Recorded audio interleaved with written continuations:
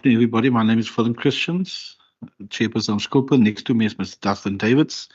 Members, opportunity for you to introduce yourselves, the AG and the Audit Committee, and then we can go straight to the end. Thank you. Good afternoon, Chair. I'm Leon van Wyk, member of the Public Accounts Committee. Good afternoon, Peter Johnson, member of SCOPA.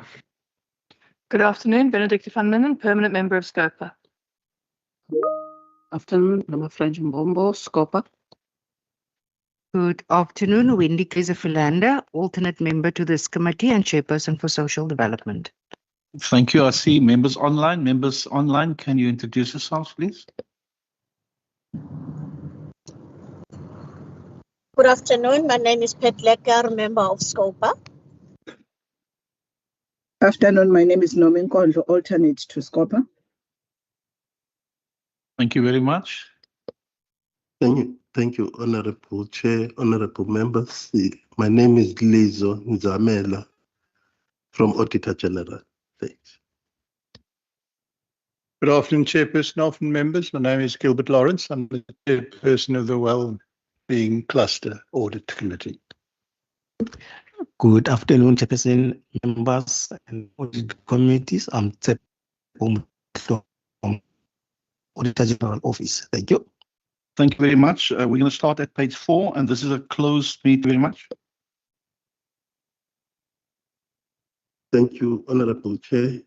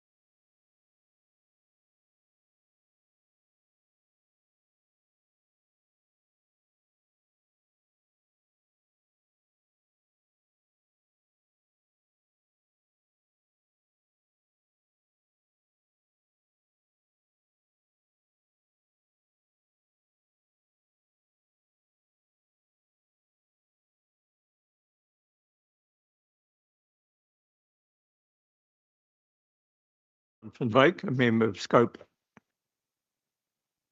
Good afternoon, Peter Johnson, member of SCOPA. Good afternoon, Benedict van Minnen, member of SCOPA. Norma French Mbombo, Scopa. Good afternoon, Wendy Kaiser-Philander, alternate member to SCOPA and Chair for Social Development. Members online. Pat Lekker, Scopa. Good afternoon, Chair and colleagues. I'm Basil Petrus. Nomin Kondlo. Good afternoon, Chair Khalid Sayed, member of the Provincial Parliament, just listening in. Thank you. Thank you very much. I'm going to ask the Minister HUD for introductions. I'll remember my name this time. This morning I missed that, but good morning. My name is Jacques Coulon, and I'm the Minister for Social Development.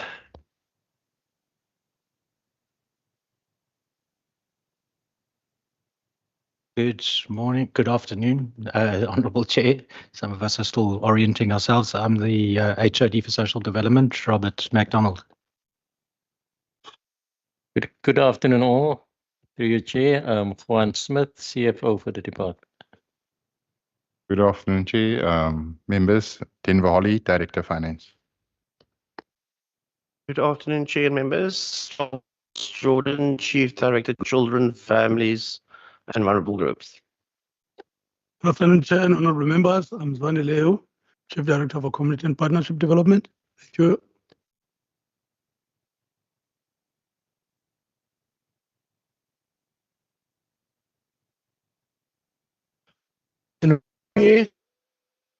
Anybody? Abdul Franklin, Director of Social Services. Good afternoon, everybody. I'm Director Personal Management Support, and I'm Petrona van Wyk. Good afternoon, all. Tasneem Rakib, Director Supply Chain Management. Good afternoon, Chair and honourable members. I'm Nifta Green, Director Business Planning and Monitoring. Good afternoon, Chairperson and members. I'm Annemie van der Renen, Chief Director Service Delivery Management and Coordination. Good afternoon, Chair members. Liana Goosen, Chief Director Social Welfare Restorative Services. Good afternoon, Chair, all members. Mashinette Jonkerman, Director Facility Management. Thank you. Thank you very much for those introductions. AJ at the back. Honorable Chair, honorable members and the department. Yeah, my name is Lizo Nzamela, Senior Manager, Auditor General. Thanks. Thank you very much, members. Before I give the Minister the opportunity to do the introductory box, 2 questions per member. Please give me the page number. Give us the page number to help the department when they answer. And I take 3 members at a time. Minister HOD, over to you. Thank you very much. Thank you, Chairperson.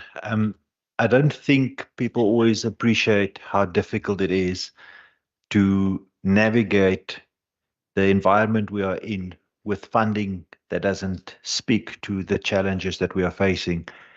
And although I do appreciate the oversight of the committee, I do want to say a special word of thanks to the DSD team. It's now 14 consecutive years. I'm new in this department, but there's some Chief Director Jordan said he's they have navigated this over a number of years, see the ugly and as well. Through they made sure that they continue delivering. That's probably a path that we'll also get on our next audit queries. No, didn't hear that. But I really appreciate what the department is doing in navigating through difficult circumstances and making sure that we adhere to the rules that is set in place and not making the service delivery being impacted. It's the few words from my side. HOD. Thank you very much, Minister, and also to acknowledge your leadership for the year under review, as well as the steering of the administration. It's a joint effort in ensuring sound governance and the pass muster when it comes to the financials as well as the performance information and compliance in all matters. And each year the bar gets a little bit higher. there's new rules and new things we have to comply with, and it's quite a complicated space. But just to extend my appreciation to all of the team, as well as all of the personnel in the department to put themselves through daily stress to do their jobs in service of the citizens. We want to acknowledge their efforts in allowing us to present the annual report with all of the things and activities recorded for the year. Thank you, Chair. Thank you very much for those open remarks. Members, we're going to do part C, that is from page 100 to 120. Please, page number, when you ask the question, if you're not going to give the page number, I'm going to interrupt you and ask you the page number. So please give the page number from the outset. Members, I'm asking for members to pose questions. Is there any questions on governance part C? I see a member on Kontlo. Thank you, Chair. Can you hear Go me, Chair? ahead. Okay, on part C, trying to check the page. Chair, on part C, my page here is page 103. It's on the risks. Risk reduction of baseline budget. The budget cuts exacerbate the risk, leading to the department having to establish a task team to look. I just want to have a discussion with the department around the issue of the concept of baseline. That I think we're just having an engagement with both the Auditor General and the internal audit about the acknowledgement of baseline in setting targets, and indeed in the budget process that the department is relating to here. Because what we are seeing, and we've already seen, especially to the two programs that the department Member, I'm going to stop you there. You can get to that. We are at 89 about the target, so we can do that at page 189 when we get to the financial reporting. It's part of the reporting. I'm going to stop here. Why are you stopping me, Chair? Because the targets we're going to discuss on page 189 is part of the financial statements, part of the AG's report. So I'm going to give you an opportunity to ask that question there about the targets. But it's related to this risk that is here. I will take it there, Chair. Allow me to ask my two other questions. Go ahead. Thank you. Can I just, I think under, this is page 105, if the department can give us more information, details actually about the cases that are being and that are under investigation. If the department can give more details about that. And then in page, trying to get to the page about the BEE, trying to get to the page. 120, that's 120. Go ahead. 120 for BEE. On page 120. I just tried the department to clarify me that they make reference, I think, on that line where they say, yes, developing and implementing a preferential procurement policy. I'm trying to understand that the department is making reference, to some work around the procurement policy framework of 2000. Whilst to date, as we speak, there is a procurement. There is a procurement act of 2024 that has replaced 2000. So I'm trying to understand whether this was just an error or the department is not necessarily in adherence to the latest Public Procurement Act of 2024, which sets out once again, the provisions of BBBE. Thank you, Chair. Thank you very much, Member Petlecker. Thank you, Chair. My question is on page 102. There's a point of reference on the inability to effectively address the capacity constraints of NGOs. And I want to check, Chairperson, through you, because as the ANC, we have always noticed the declining number of funded NPOs across various programs. And my question, therefore, would be, how has this impacted on the effectiveness of the department, and what mitigating measures are in place to maintain service standards? Also on page 102, the second paragraph, Chair, the last sentence, which start as follows. In Q4 of the 2024-2025 financial year, the US has discontinued the funding. I want to check, Chair, what was the impact of the US funding cuts and how many organizations were affected by this? I will stop there, Chair, but I still have more questions to speak on the section on governance. Thank you. Okay, thank you. I wanted to ask the same one of three you mentioned. It's also the youth. It's a key risk. So you say you don't know the knockoff effects then, but it's a risk for the following year. So in here, so most probably the same that Member Lecker is saying, but I'm just saying. So maybe you now know the knockoff effects now. How is it affecting the department now?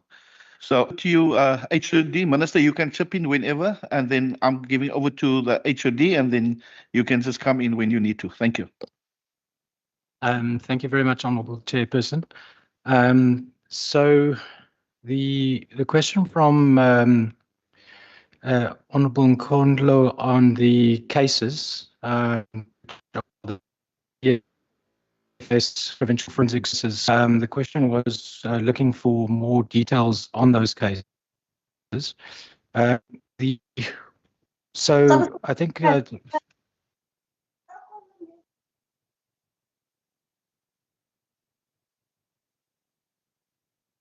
Can I proceed, Honourable Chairperson? Yeah. Muted. Okay. So the cases that were open as at 1 April 2025, and there were 3 that were open as at 1 April, it's 1 April 2025. The first was alleged funding irregularities at an NGO. Those were made by a whistleblower. That was being looked into. That was the first one, and that was PFS 2324-00007.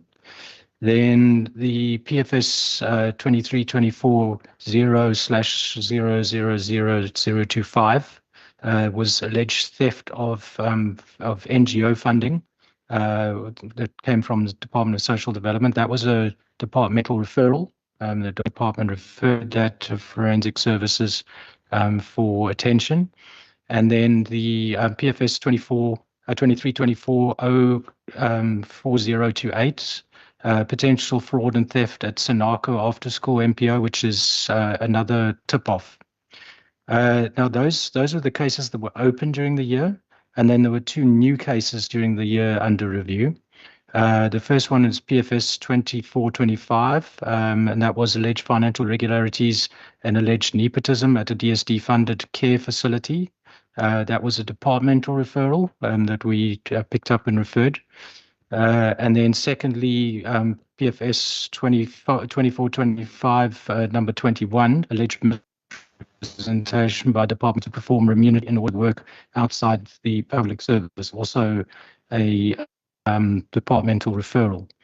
So the case that was closed during the year under review was PFS 2324 00007, the alleged irregularities. That was at Sanka, Western Cape. There was found to be no basis to that, so the case was closed. And then the remaining matters are still under investigation. So there is one case closed, and two cases new, and two cases left over from the prior year. So a total of 4 cases open as at the end of the year under review. So that is the detail that is provided by the Provincial Forensic Services. And those cases are being dealt with currently. So I don't know, Chair, if that's enough detail. Do you like some more detail? Go ahead. That's enough detail. We'll Okay. ask one. We can provide more detail in writing, Ask if you are. but we could otherwise be here for quite a long time. The Chair, the second question from Honourable Member Nkondlo regarding the preferential procurement framework of 2000. I'll ask the CFO just to speak to why it references the 2000 and not the 2024 one. I'm presuming it was because it was under dispute, but I'll let me. Okay, Ms. Rack keeps volunteering. Thank you, HOD, through you, Chair. So reference to the Preferential Procurement Policy Framework Act of 2000 is correct. That act is still implementable. The Procurement Act was promulgated in 2024, but is not yet implementable. The National Treasury is still busy in consultation with provinces to issue regulations in terms of that act. Thank you. Much keeps that it is not applicable. The question from Honourable Member Lek regarding the declining number of funded MPOs and how this has impacted the effectiveness of the department and what measures are in place to mitigate this impact. The area where we've seen the biggest decline in the number of funded NGOs has been in the older person service centres, which has seen a sharp reduction in budget to older persons, particularly last year, where we had major budget cuts. So it's quite a few of those organisations closed, and it left a lot of older persons without that additional support in communities. And this is not a desirable state of affairs. It does mean then that the older persons are more isolated. They assist developing health or social issues, and they're not able to access food at those centres. So where the department's local officers could step in, they did, but also we had to refer some people to the feeding schemes that the department runs as well. The other area we've seen MPOs closing is in child protection. And there we've had to step in and take over caseloads with our own social workers. In some cases, we've been able to get some additional posts on our establishment to take over those posts. And in some cases, we've also managed to get other NGOs to take over where those ones have closed. But it is disruptive to the case continuity for the children. So it's not desirable, and we try to avoid it at all costs. Unfortunately, some of the NGOs are really battling with their finances. There's also been old age homes that have closed, and we've had to move the people to other places to receive a residential care, which is also undesirable. It disrupts old people's daily routines, and it's quite stressful for older persons. Move and re-familiarize themselves with the new environment. So again, not something we want to see happening. I think the other thing is that we've been working with the NPO sector across different areas of service to try and see how we can assist the NPOs with becoming more sustainable. Particularly in child protection, we've asked the NPOs to look at how they can be efficient with how they allocate areas So instead of having 4 NPOs running in one town and each having to have their own administration, we arrange we just have one NPO take over that and reduce the administrative overheads to the NPOs. Things like that to try and streamline and that we've also been trying to get the Cape Care Fund up and running to provide an alternative income stream and channel some extra donations into the NPO sector. That's just starting out, so that's still going to take some time to come to full fruition. But then also we've been working with the NPOs with our NPO support desk to try and help them with keeping their doors open. I think also there was a big reduction in the number of NPOs funded by the department a few years ago because we shifted the ECD over to education, and that was about 1,000 NPOs that went to education. So that was a reduction in the number of NPOs supported by the province. It's just that it shifted to education. But overall, yes, we are quite distressed at the reduction in the number of NGOs we are funding because it means that the department has to step in and it stretches our staff. So we do try everything in our power to avoid that happening. In terms of the US funding, the USAID funding cuts, the Department of Social Development was not heavily reliant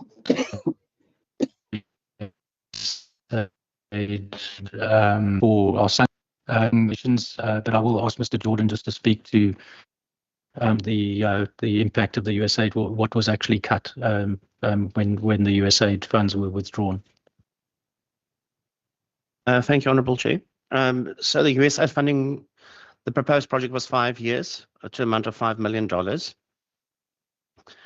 So in year 1, the major thing was that we had to develop business plans, looking specifically used children with AIDS and children with disability. So the first year was the phase. Unfortunately, when we conclude the planning phase of our milestones, there was 12 milestones, which we did achieve all of them. Then to the beginning of year 2, the USA withdrew the funds. So the project didn't really kick off as yet. What we have done, however, is that there is various training that was provided to our social workers and the NGO social workers, but predominantly our own staff, on therapeutic services with children with HIV/AIDS, children sexually abused. There was about 3-4 different training programs.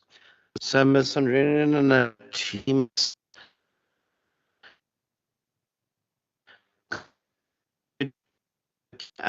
implement this treatment in the areas that we work in as DSD. The targets that was set by USAID was about 8,000 children a year, but due to the fact that they withdrew funds, we could only cope with less because of our staff and only exclusively that needs to. There was about 3-4 NGOs that luckily 3 of them is continuing because we've given them normal or every year we fund them for other objectives. And specifically NGOs that works with drop-in centers where children come and be identified and supported. But there was just one NGO that helped with training and stuff that unfortunately we could not continue because of the cut. It was 7-8 staff members that were affected in that NGO. So overall, unfortunately, or fortunately, we went far away into the project that we didn't make an impact as yet. Year 2 and 3 would have been our 2025, would have been our year 2. So unfortunately, we could not proceed full force, but yeah, we're still doing some of the stuff. Thanks.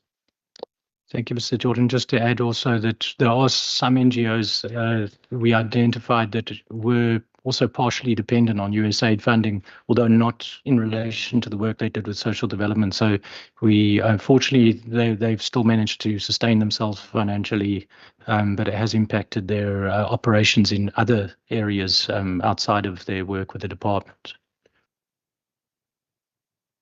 Thank you very much, HOD. Member Lek.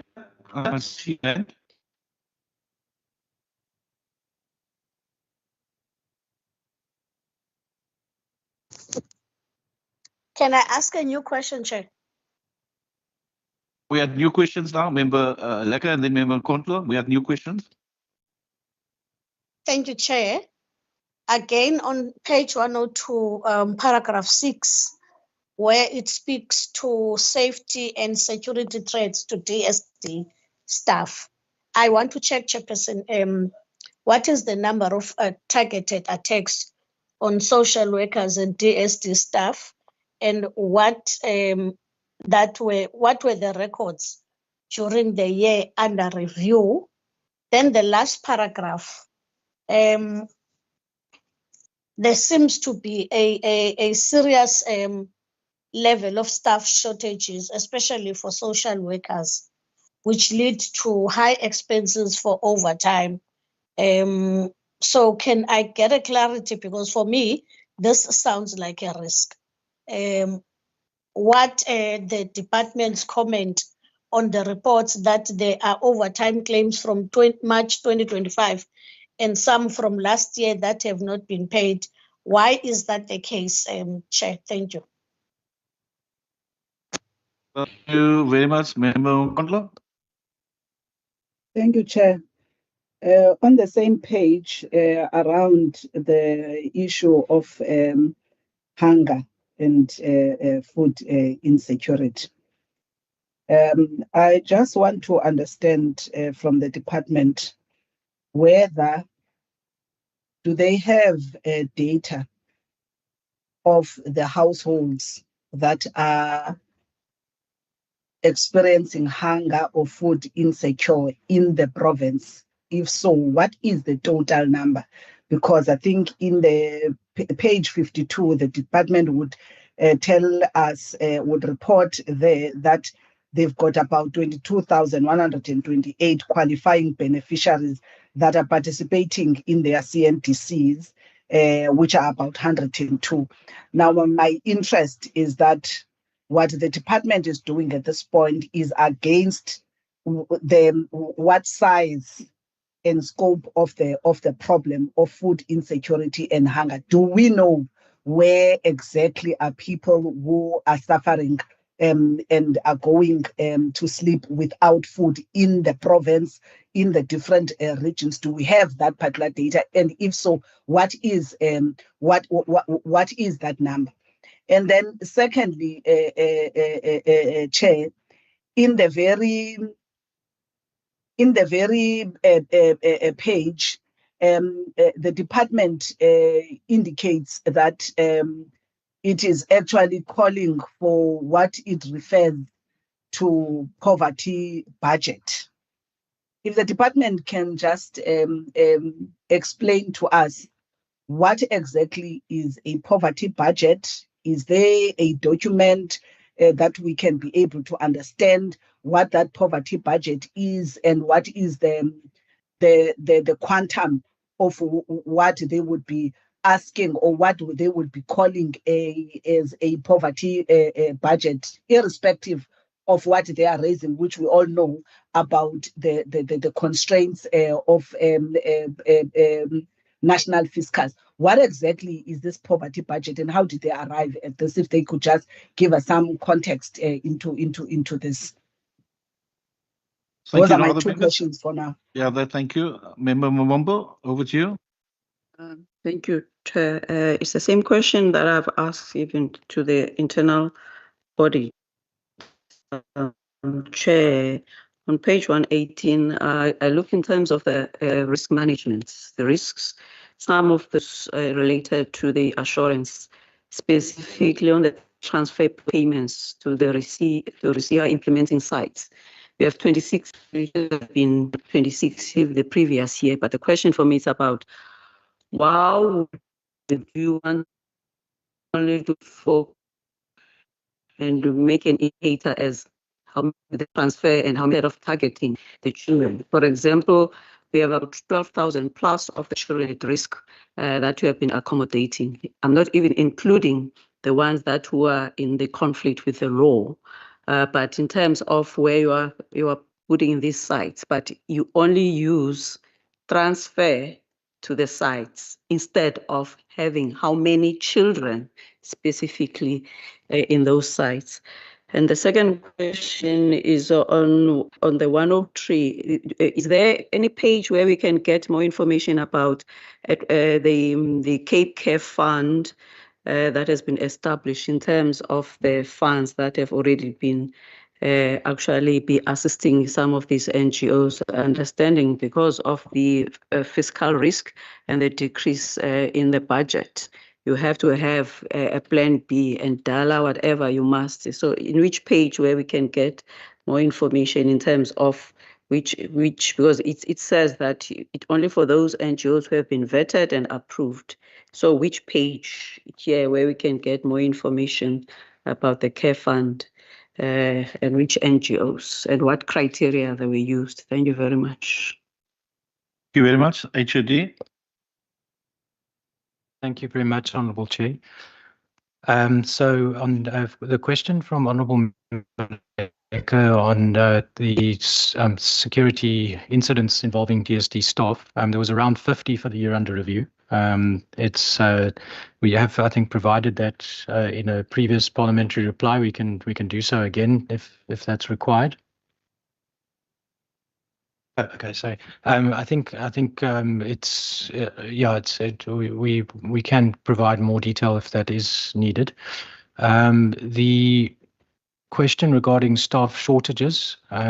First of all, I think we did flag the risk of staff shortages because we are, particularly in the year under review, there was a DPSA directive around filling of posts that severely constrained us around the process for filling posts. We had to get permission from the Premier to fill each post, and that was for non-OSD posts.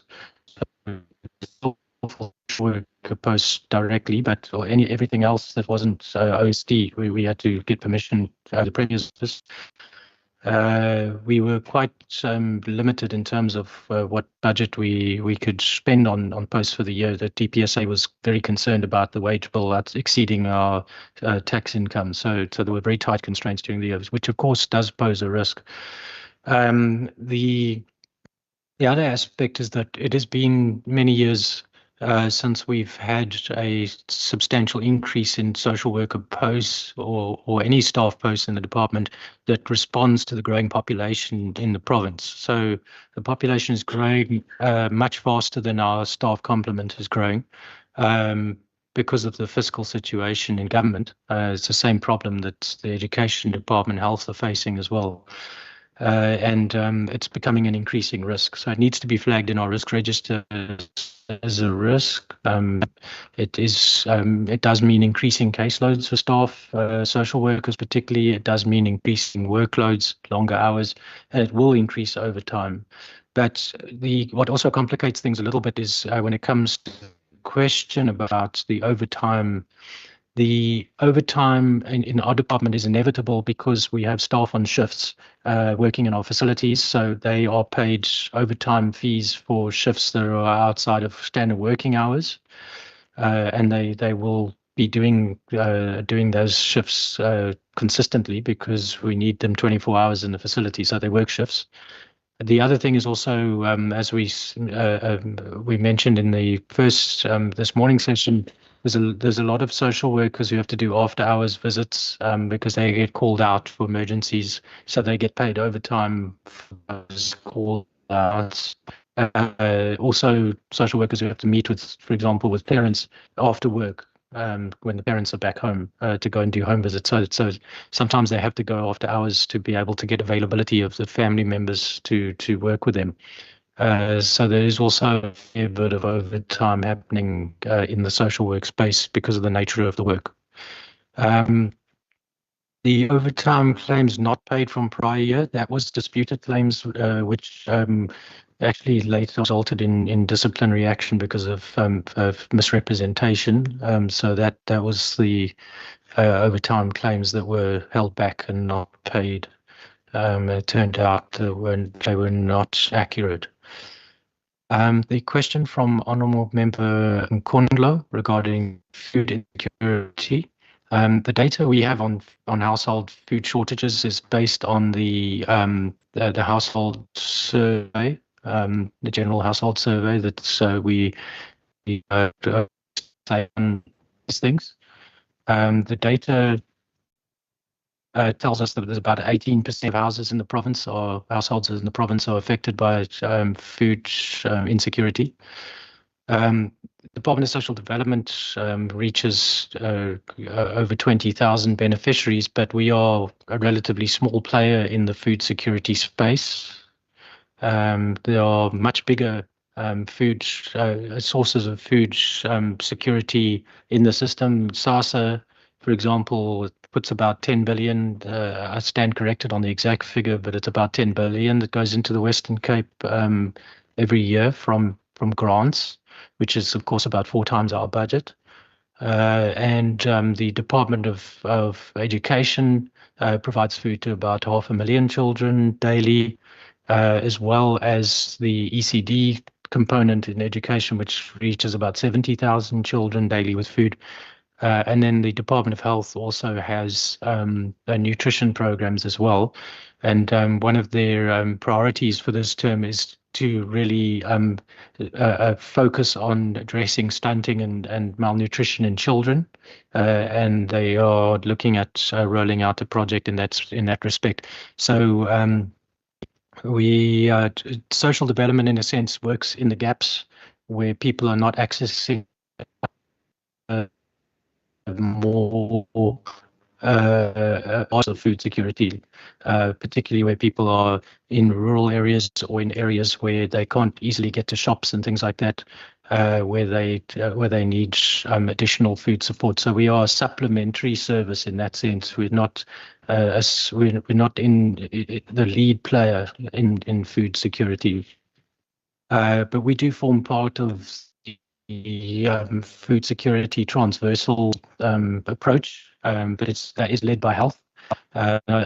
Also, well, because they operate the and household food card. We are one participant in that transversal work group. The question what is the poverty budget? The poverty budget is the budget for the poverty program in social development. I don't know whether one of my colleagues from finance would like to indicate what the poverty budget was for the year under review. Maybe Mr. Hewell can speak to what the budget for the poverty alleviation program was. Thank you very much, Jody. Through you, Chair. Honorable members, what we term the budget, it is the budget for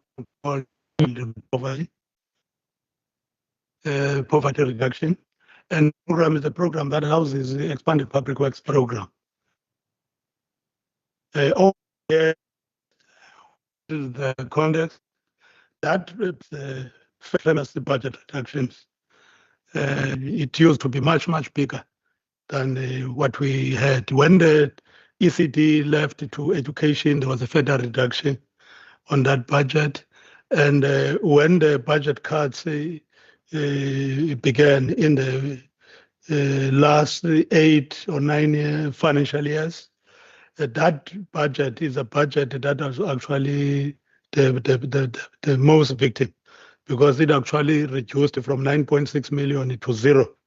So what we do say that in every MTech engagement, we will always advocate that the poverty program gets a budget so that we can assist with the creation of short-term opportunities.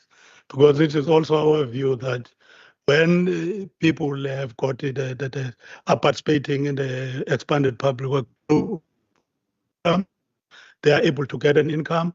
They will use that income to buy food for the various households, and that in itself will be a hunger reduction strategy. That's what we mean in HOD. Thanks. Thank you, Mr. Ewu. So the poverty alleviation budget was cut a lot when the EPWP nationally was cut, and also we lost the benefit of all the EPWP opportunities we used to create in the ECDs. When that went over to education, then the incentive grant because we weren't creating those opportunities anymore. They went over to education. We didn't get the equivalent amount in the incentive grant for those any longer. So that has seen a big reduction. We still do have funds for EPWP that come in through the incentive grant, but it's a reduced amount due to those two main factors. The question from Honourable Member Mbombo regarding the RICEA sites and how we've targeted those sites. For the department, it's when children come into our system, we can track them and keep data on them very effectively, and then we can report on those figures. But with the RICEA sites, it's an outreach program. It's those children don't always come into our system. So it's risky from a data perspective to be able to get exact numbers that will survive the audit process. So with RICEA, we don't count the number of children, we count the number of funded sites, so we can still account for the way the money is being used. But the number of children that are involved, that data, we don't include that in the annual report as performance information, because the audit requirements are too rigorous for the type of service. And the RICEA service is quite varied as well, so it's very difficult to come to a single indicator that will satisfy all the audit requirements for that type of thing. It's very difficult. It will cost a lot of money as well to have to verify that data to auditable standards. So we opted not to do that. It's something we've also done with homeless shelters as well, because of the same reason. We had great difficulty with the homeless shelters. Every year when there was an audit process, there was always a debate about whether the person who was in the homeless shelter had been reunified or not, or whether they had stayed long enough, because some stayed longer than others to qualify as someone who'd been there as a proper through a proper process. So it's very difficult to count this, the way that you work with people to reduce it to something that's meets audit standards. When you're dealing with people who move around all the time, they go to one site and then they go to another site, and it's the same person and it's the same, and you got audit issues. So we just decided that it's not sensible to try to create performance information out of that data. It's too difficult and too costly to maintain that for the amount of money we're transferring there. I think the question on the Cape Care Fund, the Cape Care Fund was just launched at the time of the annual report period. The information on what's happening with the Cape Care Fund will be available on the Health Foundation's annual report when that comes out, because the Health Foundation is administering but hopefully also by the end of this year we'll have something to report on. In fact, we will have something to report by the end of this financial year in terms of what's been done with the Cape Care Fund, because things are starting to move now. But by the time this reporting period ended, it was just getting started, so there wasn't anything to report in the annual report. Thanks, Chair. Thank you very much. Is there new questions, follow-up? Can we move on? Anything on Member Mumbo and then Member Nkontlo? Thank you for the response. The reason I was asking about the actual figures is because in your opening statement, you have been quoting figures throughout, like where you'll say 12,800 for the children who are at risk, so many children under 5 who are hungry, so many children who are at risk with the law, and the disabled children, 89, something like that. It's because it's you who brought that figures. So for me, it's about now I'm paging through. I want to see where they are not there. So that's why I was asking, why not just put those figures instead of just putting them as a preamble if you have got them? But you are saying that it becomes a nightmare in terms of the compliance. Understandable. But now you make us to salivate, wanting to want the stats. That's a problem. Thank you. Let me just give opportunity, Member Kondlo. Thank you, Chair. Maybe in that same spirit, if HOD can help us with what is 18%? 18% of what? That's the number that I was looking at, because indeed he says they are feeding 20,000. So I want to know what is the number of the 18,000, the 18% in the province that is experiencing food hunger. I'm looking for the number, not a percentage. My other question, Chair, is that I just want to understand from the Minister and the HOD, when the Premier started in this administration, and I think I recall in the House, the question was posed to him around what he had promised of cooked meals that were going to be extended to households, looking at what was being observed in schools. And at the time, he said the Department of Social Development and of Education are working on this. And I'm relating it to exactly what this issue of the food hunger is raising. Where is that? Is that happening? Has the food been extended? These cooked meals, have they been extended, to these poor households of these children outside of the school hours, as them and education were working on this according to the Premier? Thank you, Chair. Thank you very much. HOD. Thank you, Chair. We can certainly provide Honourable Member Mombo with some more detail about the RISIA figures in reply if that's requested, because that is that's something we do have the figures, but as I say, we're not putting it in audit purposes. The question of what is 18% of households, it would be 18% of the population, roughly speaking. So you're looking at, in Western Cape, we have estimated 7 million or so. So you're looking about 1.4 million people that are food insecure in the province based on that. 1.26 million, we're going to be precise, but so that is the approximate number. The 22,000 people that DST reaches again is only a fraction of that, but it's excluding the SASSA grant recipients, of which there are say, I think 2 to 3 million in this province or more. Sorry, 1.7 SASSA recipients.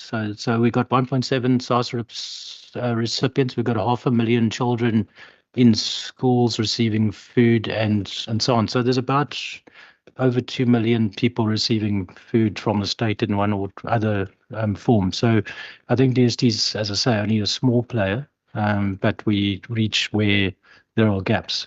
There is always room to expand, but I think the health department approach of focusing on stunting is particularly important because stunting and malnutrition in childhood has lasting effects into adulthood, and needs to be targeted as a concern. And so that approach is probably the new priority on top of what already exists. So there is more work to be done there. We're certainly not they're standing still on the issue.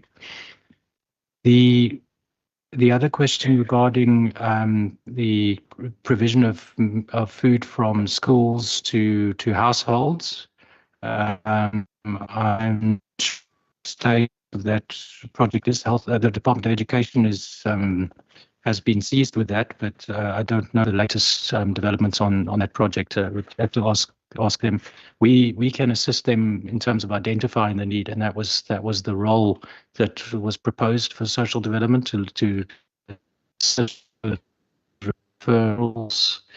I think that was something that education is looking at feasibility of at the moment, but of course they have their own pressures, so it's uncertain whether it's something they'll be able to do in the short term or whether that's going to take a little bit longer for them to get to.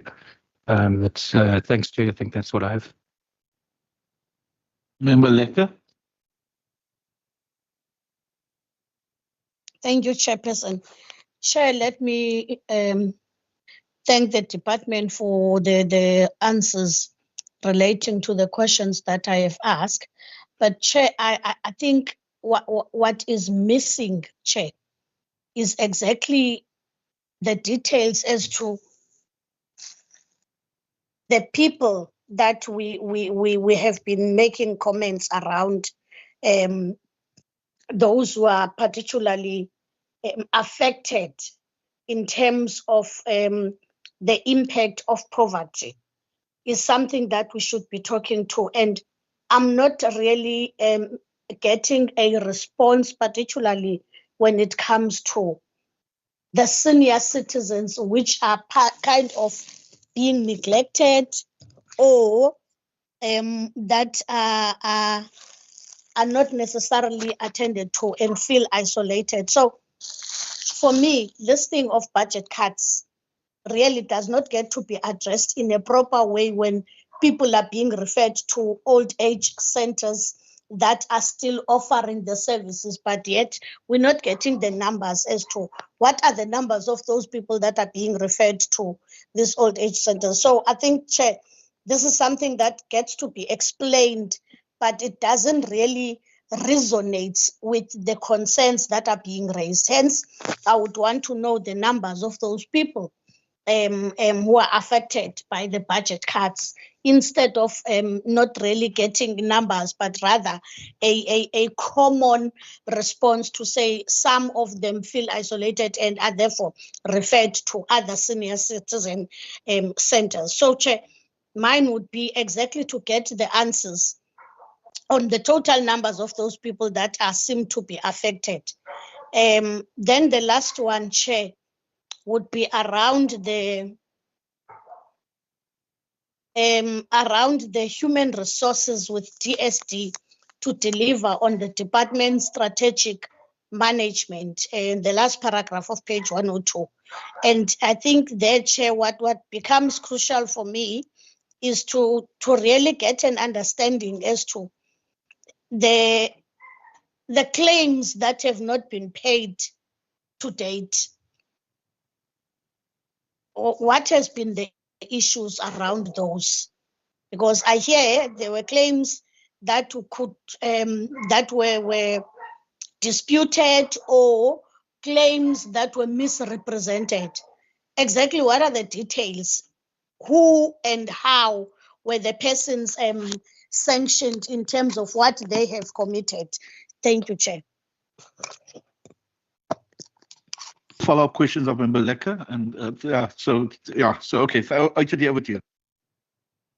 Thank you very much, Honourable Chair. I'll ask Mr. Jordan to speak to what the reduction in numbers were of people benefiting from the service centres in the last 5 years or 10 years, if you want to, if you have those figures ready to hand. And then you can go ahead, Mr. Jordan. So if we look at the Western Cape population, it's 8,000 people above the age of 60. About 50% of them are people that are dependent on support. Might it be from government, might it be from SASSA, might it be from where else. So the other 50% are your middle and high income people having private pension funds that do not need support from government. If I look at the budgets, about 10 years ago with the service centres that Member Lecker is referring to, we as a department supported 55,000 senior citizens in these service centres. However, over time, as the Golden Games was exited, because people had to be part of the service centre to be part of the Golden Games. So when the Golden Games ceased to exist in the Western Cape province, we lost quite a few people that we were monitoring. Of that 55,000, and that landed up to about 17,000 that we then supported. If I look now at the budget cuts the past 2 financial years, we have gone down to about 7,800 people that we now support due to budget cuts. Also indicating that it's not only budget cuts that have made us stop funding organizations, it's also the non-compliance. So there was a lot of service centers, senior clubs. The moment if you receive funding from government, you sign a contract. Part of that contract is that you must provide quarterly reports. You must provide audit financial statements, which a lot of them have not done over a period. We have to them for quite a few interventions, but still at the end of the day, they did not comply with basics. So, Member Lekker, if you look overall, there has been a major reduction in support. Although I independent away from government funding, that they still continue. So the only amount that I can give you is that DSD have funded and how it's been reduced over the past 10 years. Thanks. Thanks, Mr. George. So maybe you can just mention the type of services that the service centres render to the older person. Yeah. So if we look at Older Persons Act, there's specific programs that need to be followed in a service centre, of which one of them would be awareness on elder abuse. So a lot of programs are run in the service centres through making abuse awareness. Then we've also got Age in Action, which is an organisation that exclusively focuses on elder abuse. So they also do a lot of awareness on that. And we fund 7 social workers in that organisation to assist older persons with abuse. That's besides our own local officers that do investigations on elder abuse. At the service centre, they will also do hobbies. They will do recreational work. They will also receive a nutritional meal. The meals that's been provided to them, they actually do take a lot of food home to go and feed the children as well. That's just how it goes. A granny would never get food for the day, not think of her children or grandchildren at home. So we're actually, if you record one person that's been fed, it's actually 3 to 4 people that's been fed with the food that's been provided. And then, of course, also part of the service centres is also a place where they bond, where they can meet their peers, where sometimes, and I think this is what we forget about, when an older person's abused, they don't want to talk to the public about this. They don't want you to know they've been abused. Just imagine you are currently being abused by your own child. Are you going to tell your friends? Are you going to tell your neighbors? No. Into the service centre, they meet their peers where they have confidence, where they actually share the stories. And all programs that are being indicated to access services if they are abused. And then, of course, also part of the service is the active aging activities. So do some exercises, arts and crafts, those kinds of stuff. Thanks, HOD. Thank you very much, Mr. Jordan. I think the other thing to mention, it wasn't only the older persons service centres that were cut, it was also a lot of the disabled services that also cut. So the biggest hits in the budget were to the older persons program and the disabled persons program and the substance abuse program. Those programs took the biggest cuts last year. This year, to turn that around a little. The funding has been increased again quite a lot to those programs, but not yet to the pre 2024 levels. So last year was a very bad year for social development. This year is a bit better. We still have some way to go. The question on overtime claims not paid. That was a misrepresentation on the claim. And there was a disciplinary process against a staff member. I think it was a facility matter or a region matter. What was it? Was it a dismissal? Yeah, I think it is. Okay, so there was a resignation, but yeah, that matter's now closed. Yeah, thanks. Thank you, members. We're going to move on. We're going to PFMA compliance 170 to 183 is the questions on PFMA compliance.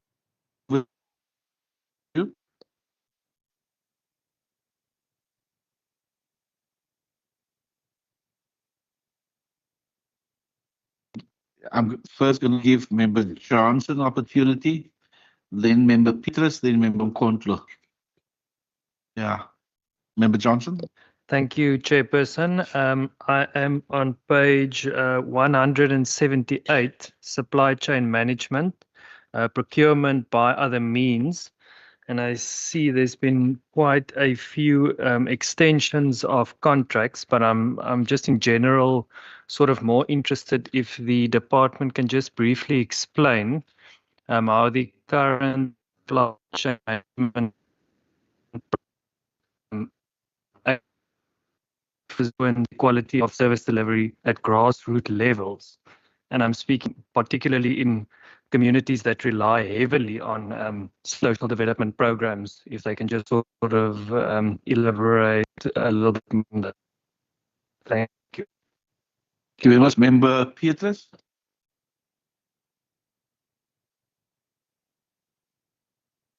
Yes, thank you, Chairperson. Mine is on page 171, Chairperson, on the regular expenditure.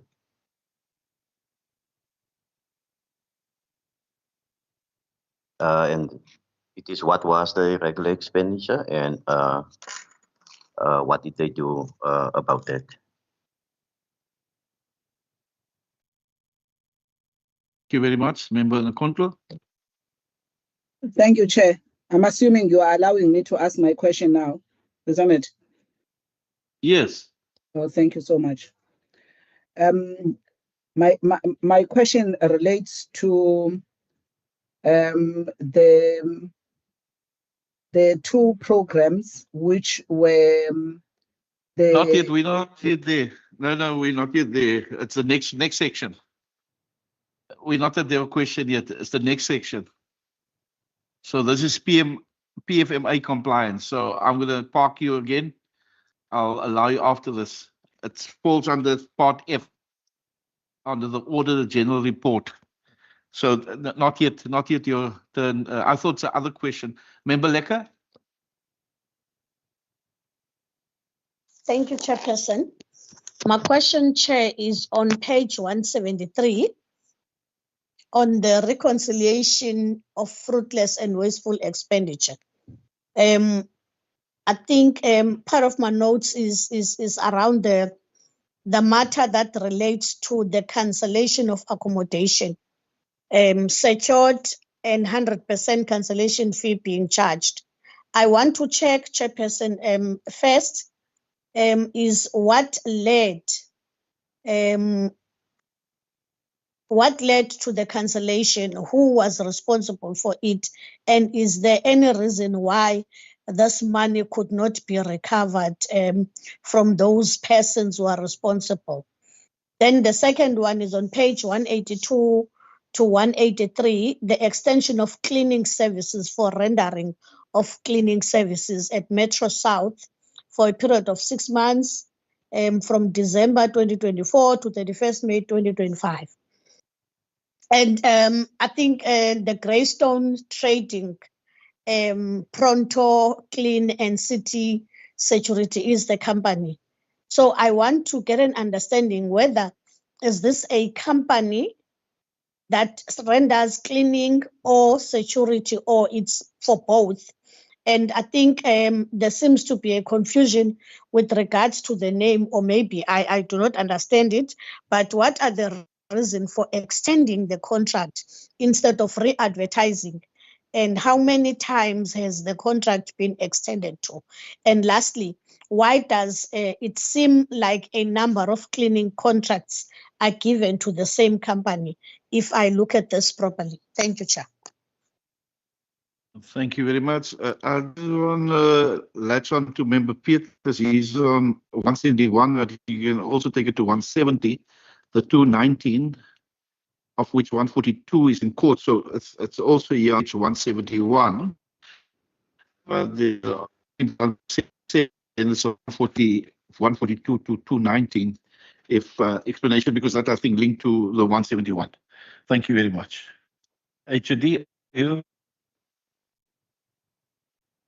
Thank you very much. The question from Honourable Member Johnson regarding our supply chain practices and how these impact the quality of service delivery at grassroots level. The bulk of our services are not rendered through supply chain processes, unlike some other departments where a lot of their work would be done through supply chain. If you look at our total budget, over $1 billion of our budget is transferred to NPOs through the transfers process, not that's one area of service delivery that has no procurement involved. The services that we render ourselves, the bulk of those services are done with staff in the department.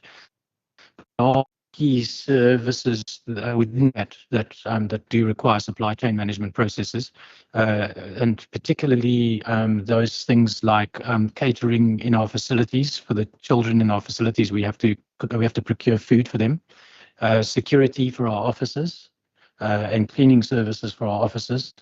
And then also the fleet management, which of course is done through GMT. So we rely on government motor transport for that, and then infrastructure, which is all done through the Department of Infrastructure. So support services, certain support services are done through supply chain, but most of our service delivery is either through funding to NPOs or through the rendering of services by our staff themselves. So our supply chain management practices generally have been very efficient in assisting what we need done. Sometimes we learn some lessons. I think one of the things we've had a lot of difficulties with over the past couple of years has been security has been a bit of an issue because we've been using a transversal contract and we've had to tailor some of that transversal contract to meet the specific needs of our secure care facilities. So that's required a bit of back and forth between the Department of Community Safety and Police Oversight. So it sometimes requires a bit of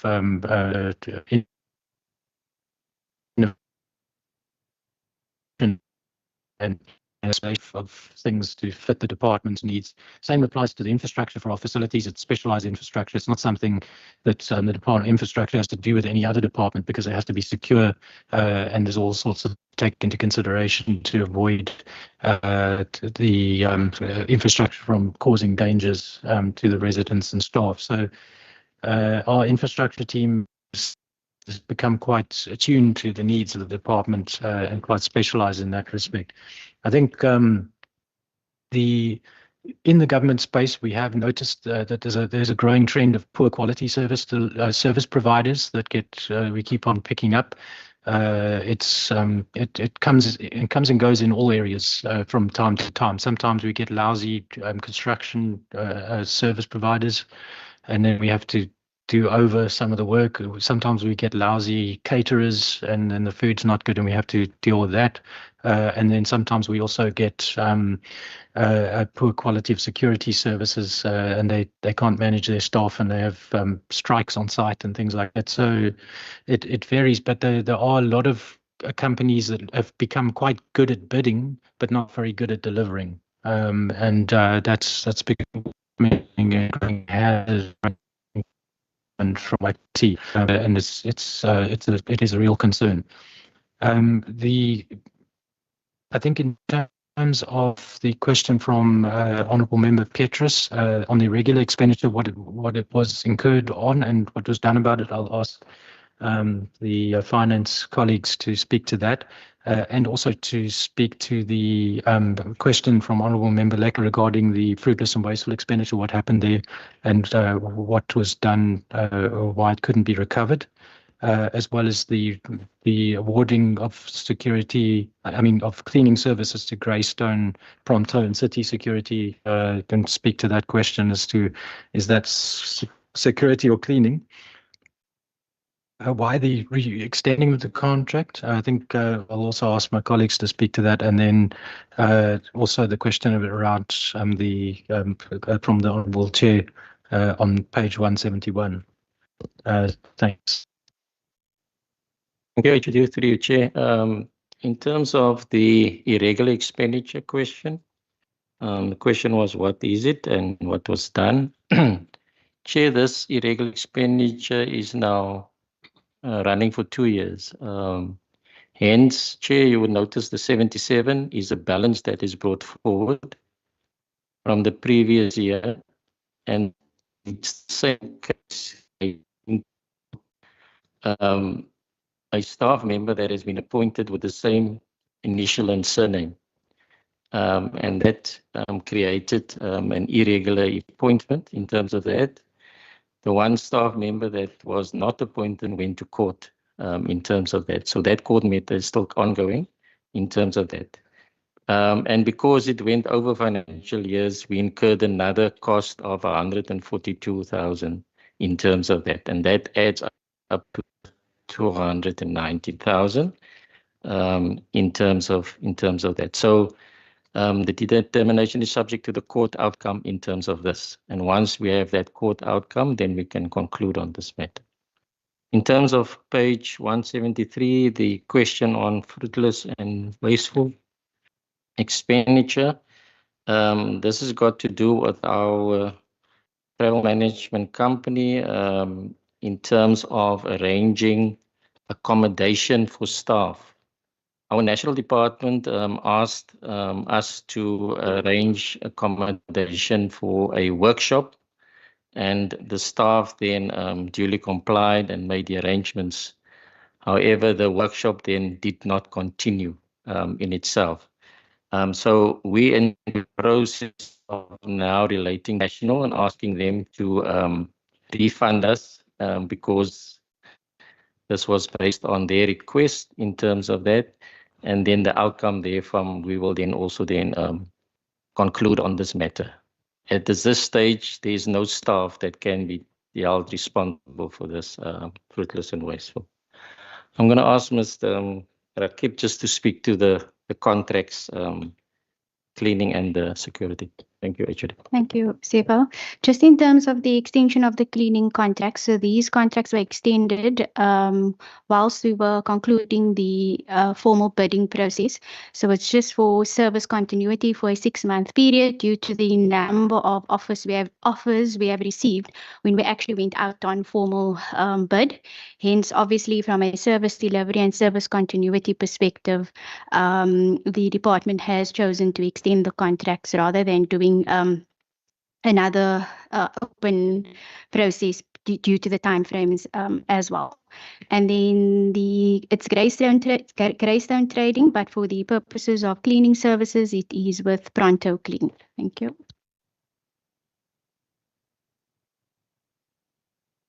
Thank you.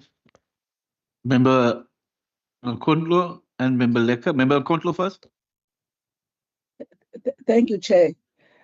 Can I stay with this issue of the extension of contracts? Chair,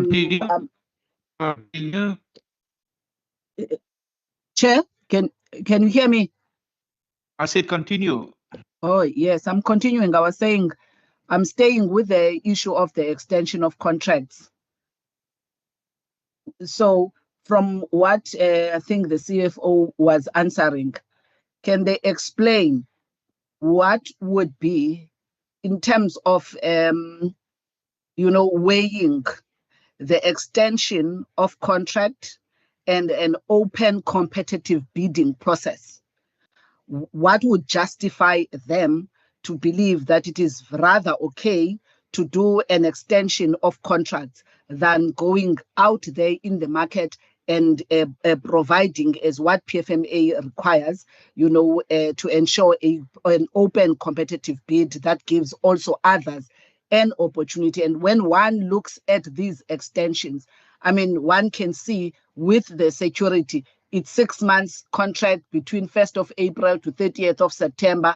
Then after that, it's October.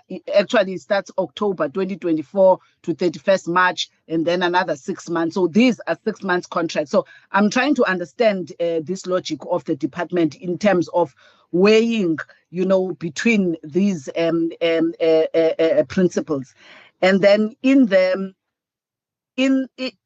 contract with the one on the catering, what again I'm trying to understand the chairperson is that with this company, there is an indication, I think, with the extension of other, I think, consumables and other things that had to be required. I'm trying to understand what were those and what was the need for such as part of extending the contract. So if I can just get clarified on those two. Thank you, Chair. Member Pat Lekker.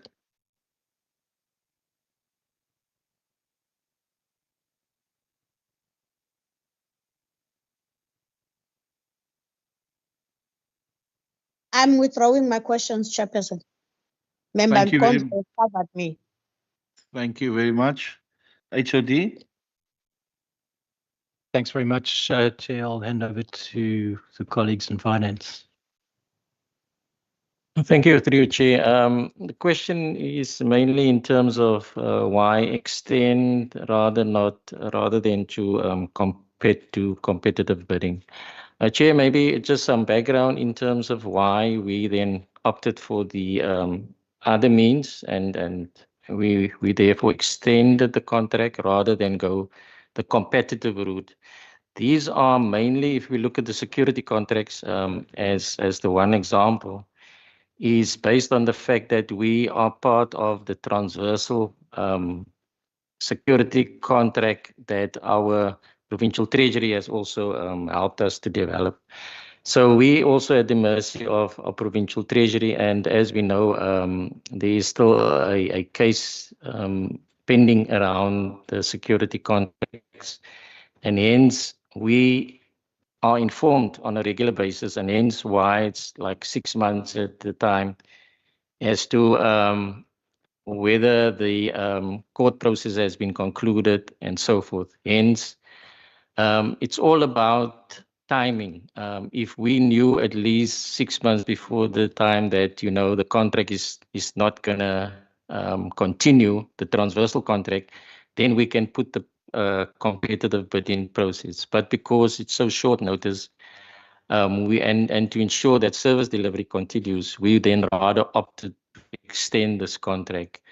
But before we extend, we make sure that the current service provider is performing in terms of the SLA that we signed with them. And that is the crux in terms of why we had to extend. And hopefully, once the transversal security service contract has been concluded, then I think then we can follow the process as indicated. I'm going to ask Ms. Rakib just to speak to the catering and I think the clinic. Well, thanks. Yeah, the expansion on page 183. So an expansion of contract is where you don't necessarily extend the period, but you expand on, and this is indicated on page 183, additional cleaning personnel, chemicals, consumables, and equipment. And this is basically due to the developments at both De Novo and Horizon CYCC. So when we put the initial tender in place, obviously these developments were not there, so it wasn't part of the original need. But as these developments happened at these CYCCs, we obviously needed to ensure that there were cleaning personnel, chemical, consumables, etc., and hence we expanded the contract. Just to note that the National Treasury regulations do allow you to extend contracts if it is the most feasible option, and as the CFO has indicated, our consideration is around service delivery, performance of contractors, cost to the department as well as the timeframes that we have within which to actually ensure service continuity. So that mainly relates also to the cleaning services extensions, and those are on 182. So we were in the formal bidding process. So at that point in time, we have advertised and we were busy with the evaluation of the formal bids. However, because of the number of offers received for those formal bids, we needed to ensure continuity for an additional 6 months because our contract was going and that was mainly due to the time it has taken. We've received over 400 offers, our cleaning bids that we had advertised in the open market. So from a feasibility perspective and administratively, it only made sense for us to extend these contracts where the performance of the contractors was satisfactory and we were happy with it. Thank you.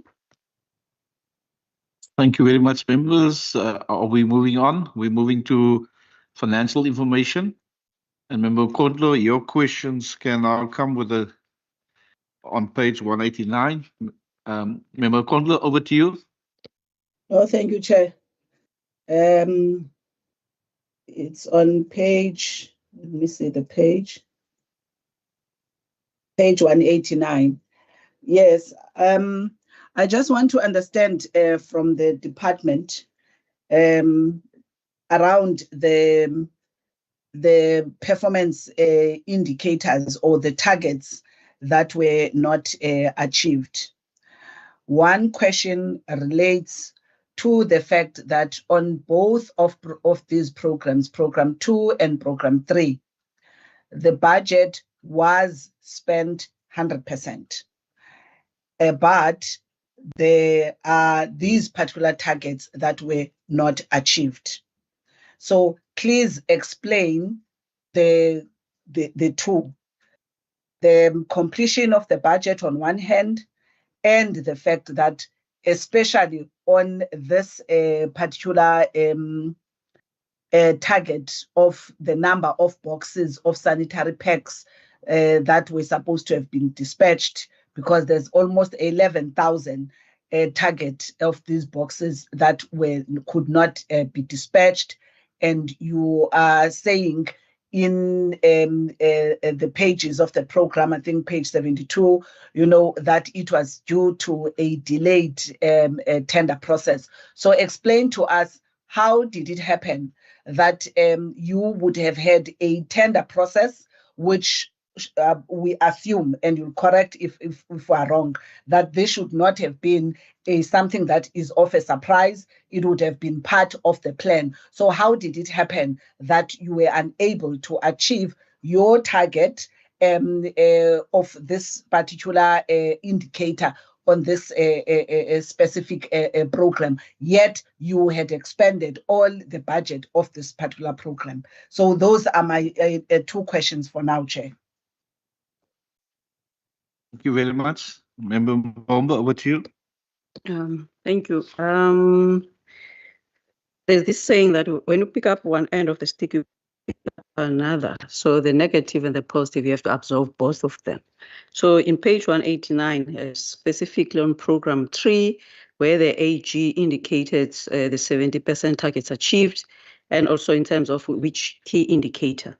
And if you read this in conjunction, although it's not part of the scope, I'm not saying that you have to go back, but if you look in terms of the definitions of these on page 65, 66, in terms of the performance, because I wanted to get more specifics now on these in terms of the performance. When you look at the other indicators from the same program, where you would have decreased tremendously, actually, the targets. Just making an example, for the number of family members reunited with their families as part of this program, where initially 22-23 you had 768, the 23-24 736, and then now for this financial year we're busy with, you reduce it by almost 200, and then you ended up saying that overperformance. So it is a carrot to say you have overperformed, yet you reduce by almost 200. And therefore, when the AEG was just mentioning these three in terms of not achieved, one queries in terms of even those that you achieved, and then you clap hands that you overperformed, you reduce is quite a lot. Going to the budget, because the response will be about because of the budget. Going to the budget on page 198, in regard to the same program, if you compare to the 2023, understandable, it was 246, and then because of the budgeting, that was it went up, and then there was a shifting of the monies. My point, there was a shift. It ended up decreasing to 244. I'm talking about the whole of the sub-program of the program of children and families, but specifically on the child care and protection, so that I compare apples with apples. But you'll find that there wasn't much of the difference in the budget that you can be able to reduce the targets the target so much in regard to that aspect. Chair, we go up to what? I can do all of it. Okay, thanks. And then if you look in terms of the poverty alleviation in page 200, it's still within the appropriation. It's part of the development and research. But I was interested in terms of, because we had, I think there was a question response from Utatueu in regard to the poverty alleviation. So we've got here under the development and research, plus also in regard to the comparison to the 2023-2024, and now, and also there's been a decrease of 79. It ended up being 57. Just maybe the specifics around that. And then the last part is on the page 201 in regard to that in italics, specifically the underspending in regard to the acquiring of the GMT disability motor vehicles, but specifically around it's at the bottom, Chair, in the italics that are written there in that paragraph. The underspending related to the purchase of the vehicle for the disability. But for me, my interest about, I recall, so that probably the minister can say something. Part of the ministerial priorities is about, because I got interested on it, because it impacts on mobility, it's about adopt DORPI in regard to making the whole Western Cape to be disability friendly. It's part of the ministerial priorities that were presented. At what extent that now the adopted DORPI and also making sure the Western Cape is disability friendly as part of the ministerial priorities has been expanded, take into consideration of the expenditure in relation to the cost of the vehicles that is meant for the disability. Thank you. Thank you very much. HOD, over to you. I'll just do the latter one first. Honourable Mbombo, we had the opportunity to present the concept, and that started in Mossel Bay with the Disability Accessibility Mossel Bay movement, to present that at the Premier's Coordinating Forum, that we presented that to all the mayors in the Western Cape, including the municipal managers. And then we also had an online session with those that's interested to buy into that model. It has, it's now just over a year that it has, since it's been launched in Mossel Bay, and there has been some interest in some of the other municipalities. They've had sessions in their own towns. So that is something that we will keep advocating for. I do know that the City of Cape Town, they already have a similar program where they, I think you've actually met the gentleman, it's a blind tour guide, that he actually goes through the city and explain what it is for somebody like himself. But that is one of the things that we are still communicating with the political principals in the municipalities. Thank you very much, Minister. Honourable Chair, starting with the question from Honourable Member Nkondlo. The performance targets not achieved, but budget spent 100%. And I think that question came up in Honourable Member Mpombo's question as well. I think the first thing to say is that our budgets are not only tied to APP deliverables. There's also other overheads that chop and change from year to year. So things like the security contract prices go up, the catering prices go up, the other operating expenses can also shift. So that's the one thing. I think the other thing is also that when we look at the sanitary dignity project, especially, and that question makes a lot of sense, because if the target wasn't met, why wasn't the fund spent? Well, the reality is that the tender process wasn't able to identify us a preferred bidder, and had to be restarted from scratch. That's just the regulations we had to comply with. So they did that. The tender was then awarded, but it was awarded right at the end of the financial year in March. So although the tender was awarded, it wasn't soon enough to meet the targets in terms of distribution. So although we did actually do the tender in the year, the distribution was still outside of the financial year, and therefore we couldn't count it towards the target. There was mitigating measures put in place in the interim that Mr. Hewu can speak to in a little bit more detail. But also to say that quite a lot of money moves around in the adjustment budget period. And so some of the targets that you see, honourable members, in relation to things like child protection were lower, same with some of the other programs as well. You would have had lower targets at the beginning of the year, then we got some additional funds later in the year to expand beyond what we thought we would be able to do during the year. So the adjustment budget sometimes allowed us to do a bit more and exceed our targets. Having said that, also there's not a one-to-one relationship between many of our targets and our budgets. So, for example, when we do transfer funding to organizations, we transfer funding to them for furtherance of operations.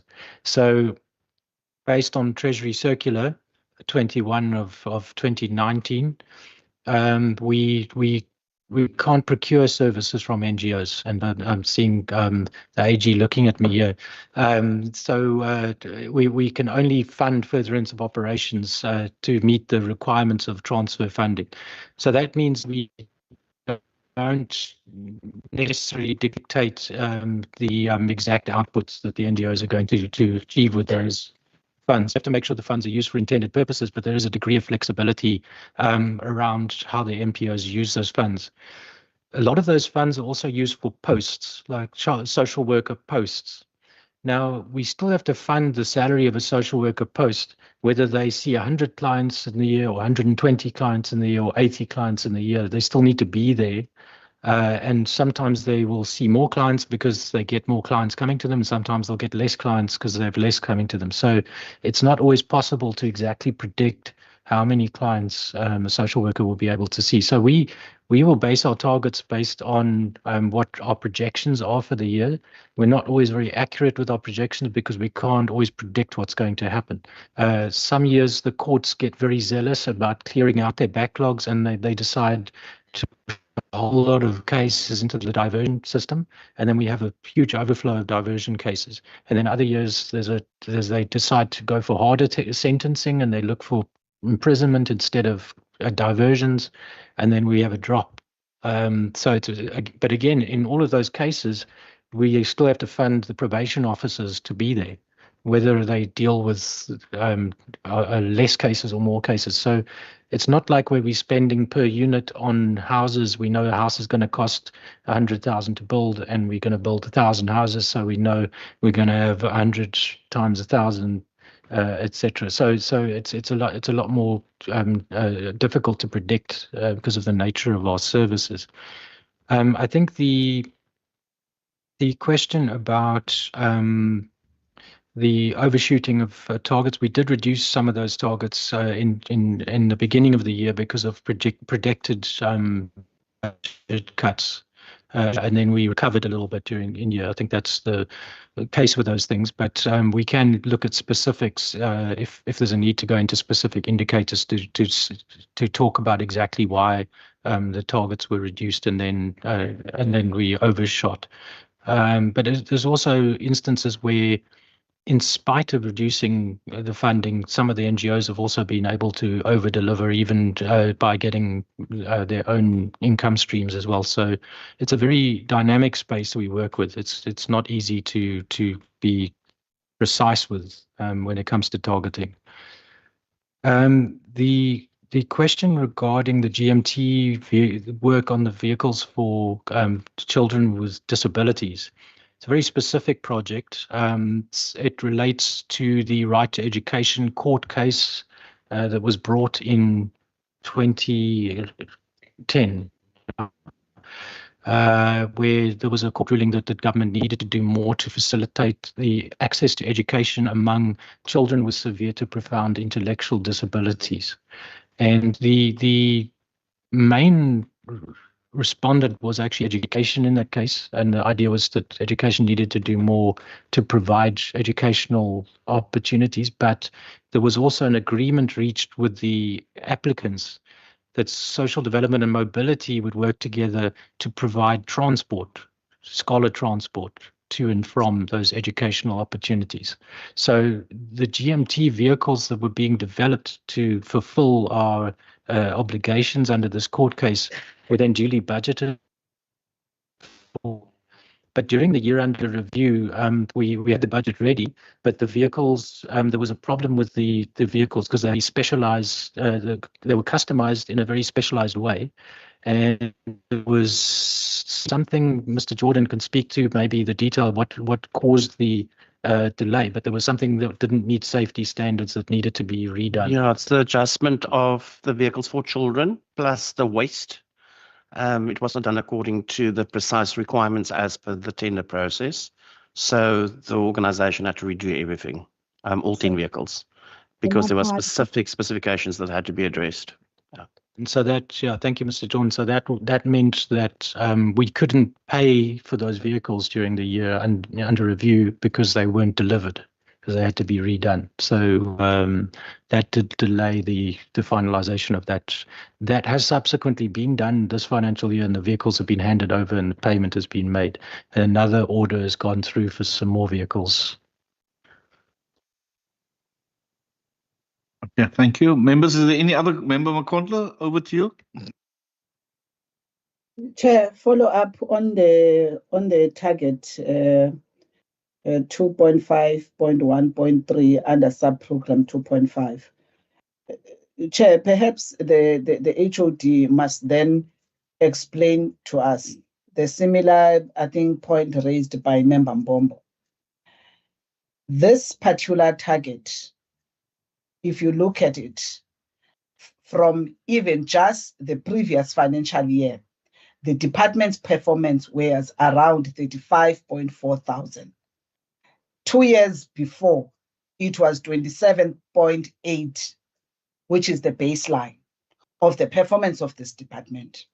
Now, what is not clear to us is what would be driving the department, what data, what scientific evidence allows the department to then arrive at a number of 26,215 in the 2024-2025. And you can see this very pattern in the number of disaster cases. You know, you had a performance that was very high in 2023-24, 7,027. But the department planned a target that's just the next year of 2024-2025 at 765. So this issue is just not making sense to us if we go back to the concept of baseline budgets, because baseline budgets are about the known performance of the department and the actual resourcing, financial resources that gets the department to a particular level of a request for resources. So this is something that we're trying to understand in the logic of target setting by the department. And actually, Chair, my second follow-up on this is that if the department then says to us, you know, for this, as the HOD is explaining, you know, a tender was delayed because they could not get the right service provider. I don't understand that, because actually, by virtue of this, it demonstrates that the department, it's not the first time it's actually able to deliver this particular service. My question would have been then, how did you deliver the 15,204, which you then achieved in this particular financial year? So it doesn't make sense that only now, later, you know, and why would you even arrive at that point where you then, in your own planning, knowing that you are supposed by the end of the financial year have achieved a 26,215 target, but only conclude a tender process at the tail end of the financial year? So it's not making sense to me just from a planning and management point of view. So this is something that we are trying to get to understand in how you set targets, in how you monitor and you ensure you plan to achieve those particular targets, so that we understand when you're saying you have overachieved, because you must overachieve based on the baseline performance that was your performance in the previous financial years. So this is something that is just not clear. Whilst on the other hand, yes, as you had just been explaining, your budgets, including at this point, you were able just at the tail end, being able to utilize that money by appointing the service provider. But the target has not been achieved, because now you appoint a service provider at the tail end, and it means those schools, those community facilities, and those young girls that were waiting for these sanitary packs did not receive their sanitary packs. The fact that you have managed to approve a service provider and you have ticked the box in that regard does not resolve the service delivery, which is what you intended to use this money for, was to ensure that these young people or young girls receive their sanitary packs, in those community facilities and in those schools. So explain to us exactly the logic of you setting targets, the logic of you spending resources of the public in the interest of the public. Thank you, Member Nkolo. HOD. Thank you very much, Honourable Chairperson. So the first question that I picked up was that how we arrived at the target of 26,215 for the financial year under review. The target that was, and you'll see also that's quite similar to the number of 27,000 in 2022-23. There was a spike in 23-24 where we had additional materials that were distributed, where we did a once-off additional supply to the CYCCs, Child and Youth Care Centre. So that was an additional that we could do that year. But the target for 26,000 for the year was based on information from the Department of Education of where they had a need, where they had schools that were experiencing high rates of girl learner absenteeism.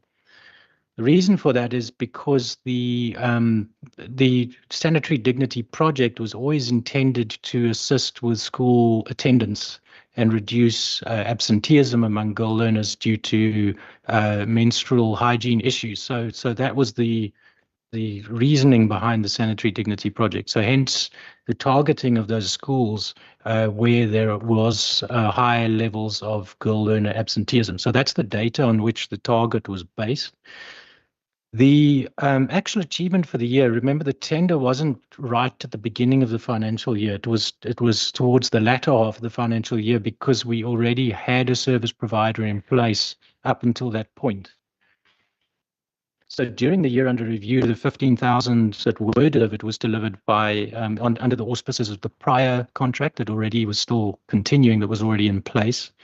But then the idea was to continue with it, but then we didn't arrive at a suitable service provider, and that is something that can happen in a tender process where the agreement can't be reached on based on the submitted information.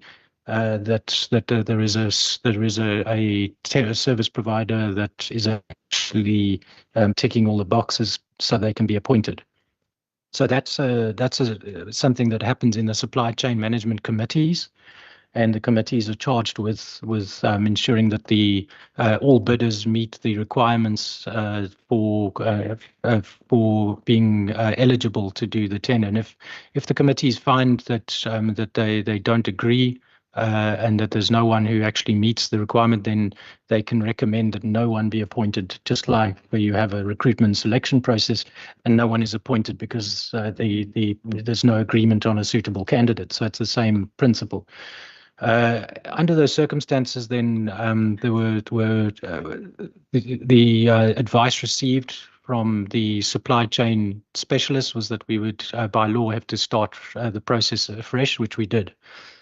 The the two things that the honourable member mentioned that maybe need to just be clarified. One is what happened to the girl learners who needed those sanitary pads in the interim, and I'll ask Mr. Harewood to speak to that. And the second thing is what happened to the money, and I'll ask Mr. Holly to speak to that because that money is largely reallocated because the payments are only being made into the new year. So I'll ask Mr. Harewood just to speak to how we bridged the gap in the interim, and then Mr. Holly to speak to how the money was dealt with. Thank you very much, Jody. Through you, Chair. Honourable members, when probably the first thing to explain is the planning process. This tender, which was cancelled, had to be awarded in June 2024, so that the contractor could run with the service in the previous year. And it was around September when the advice from the legal service indicated that we needed to re-advertise. And we did, and the tender was awarded in February 2025, in March 2025, and then the first distribution from the new supplier started in May, June 2025. So I think the planning was okay. It's just as the HOD has just indicated, that there were complications during the bidding process that necessitated that the tender be rerun, and that's exactly what happened. So planning point of view, I think we're on course. It's just that particular issue that made us to run behind. What did we do during that process to ensure that those vulnerable indigent girls are able to get the product, as the honourable member explained?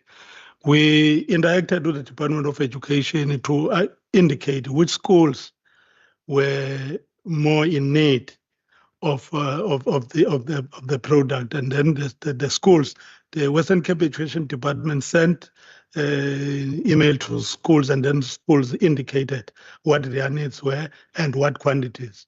So our supply chain colleagues were very useful to start a bidding process through the apps, the electronic purchasing system, where we were able to advertise for those quantities for those specific schools, and then also direct deliveries were done to those schools to ensure that at least in the interim, whilst the tender is running, we are able to deliver to those. We couldn't cover, I mean, we admit that process couldn't cover all the schools, but there were those that we were able to cover within the available time.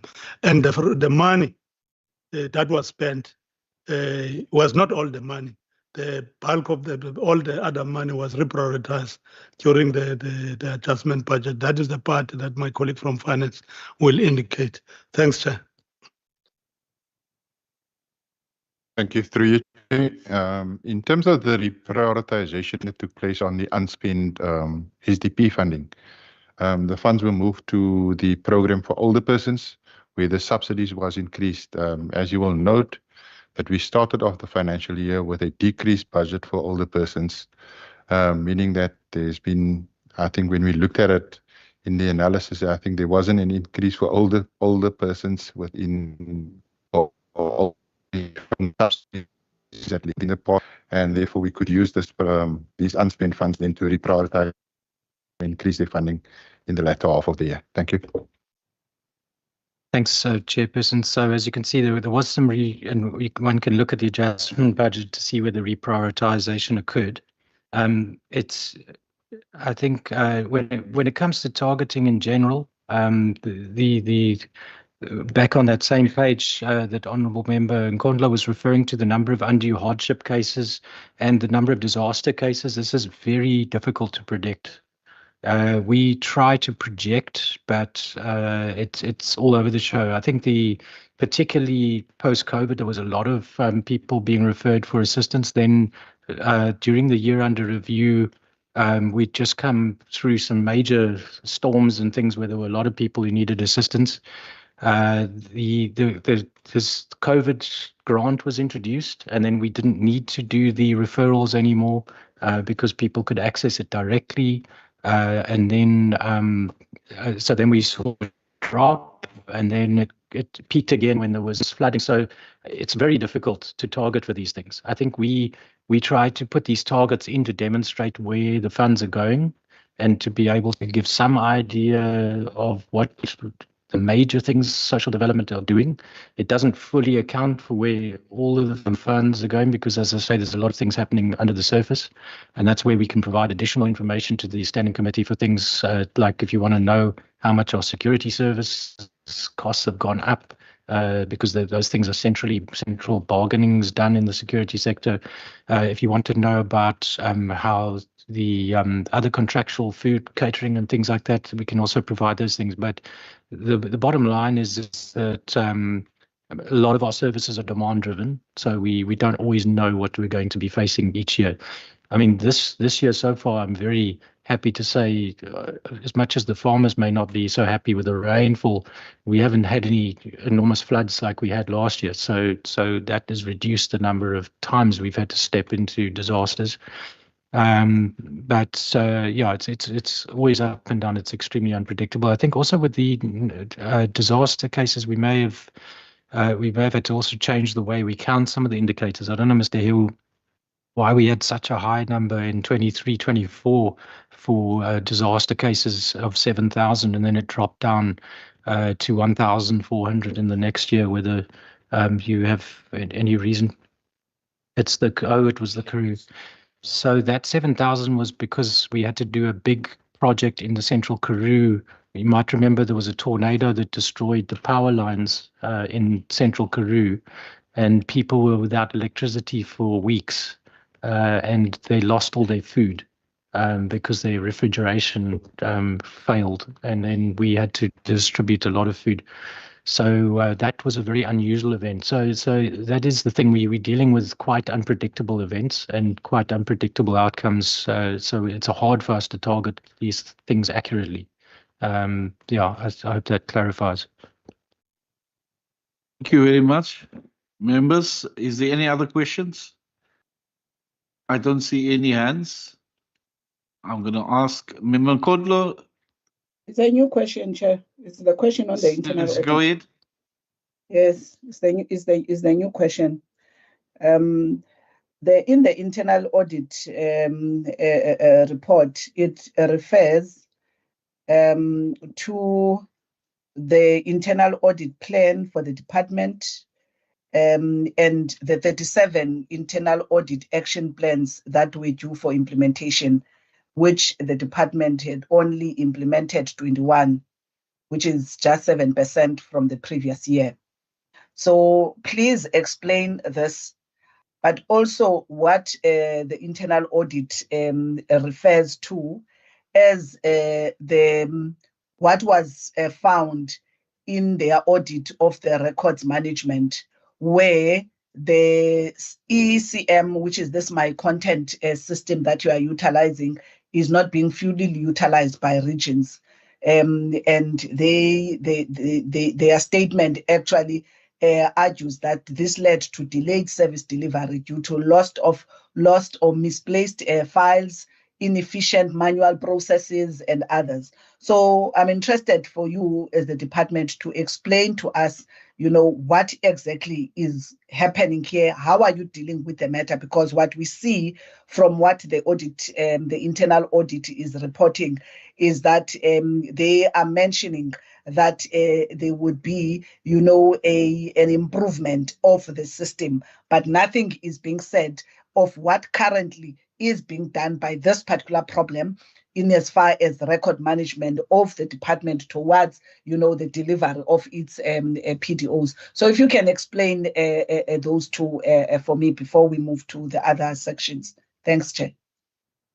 Member Mkondo, we had the last section. We already had the finances. So do you have another question there? Because there's no other questions. No, I get we're still going into the financial, the other areas in the pages. So we just started there, Chair. So I'm just giving my questions, these two questions. Can I just get to be answered? If I need to ask, I will make a follow-up and ask. Okay. HOD. Thank you.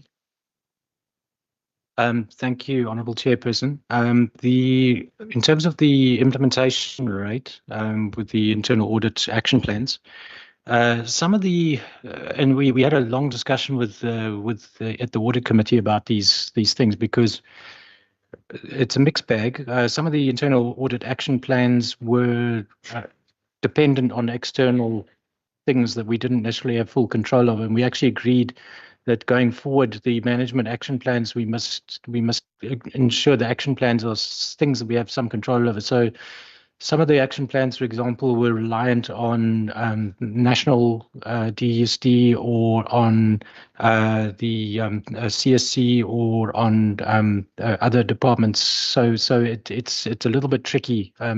We agree on the actions, but the problem is that it's not always something we have full control over. The other thing is also that some of the action plans we decided we're going to do differently. And I think the honourable member actually indicated quite a useful example of that because with the ECM, the electronic content management system, which was my content, the issue of it not being utilized fully by the regions, we determined that in the end, that is not necessarily the best solution for the regions because of their connectivity situation and the mobile nature of social work, which led to us saying that we should rather use and develop something that is more flexible and that can be used in a mobile and remote manner. And that's where the SWIMS application has come in, because we're now using SWIMS to capture the service delivery information as well as all the forms and things that might have been put onto ECM. So instead of using my content, we are using SWIMS. And I think SWIMS is proven to be more suitable. So where we might have findings that say we need to do certain things with my content, we've now changed direction. The problem is those findings still sit there. And they still sit as unresolved management actions, but we're not going to implement them anymore. So we've got a few actions like that where we chose a different approach, and it means you're left with outstanding management actions. But I think also to say that there's some things also management actions that just took longer to deal with, and they were finished and dealt with, but it wasn't within the financial year. So the management action's still sitting at the end of March 2025, but they have subsequently been implemented. So I think the implementation rate has gone up now. I don't know if CFO and colleagues have anything on hand at the moment, but a lot of these management actions have now been implemented, of the outstanding ones. And where we've agreed that we're not going to implement anymore, those we're also going to then remove those from the outstanding items. So yeah, I don't know whether Ms. Van Reenen, you want to add anything on the ECM matter? You covered. Okay.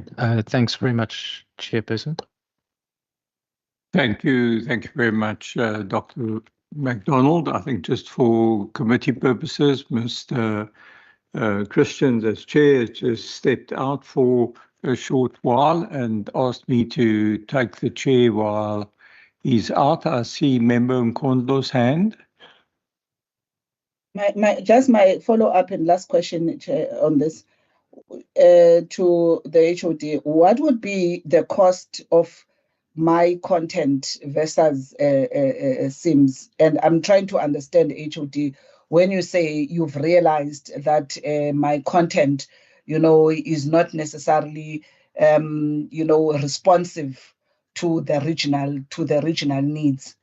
Would the assumption be that in the design of my content, you as the department, you would have included, utilizing that system for you to actually be able to collate or get data from the region? So I'm trying to check from a cost perspective, because these systems are very good, but indeed the reality is that if you have not done some type of a test case, to understand the variation in the different user environment, it's very easy to just take one system and assume that it's going to work in all the different environments. And indeed, sometimes, you know, what works in an urban setting might not necessarily work in a sort of rural setting, or even within those rural settings, there are different levels of you know, of absorption or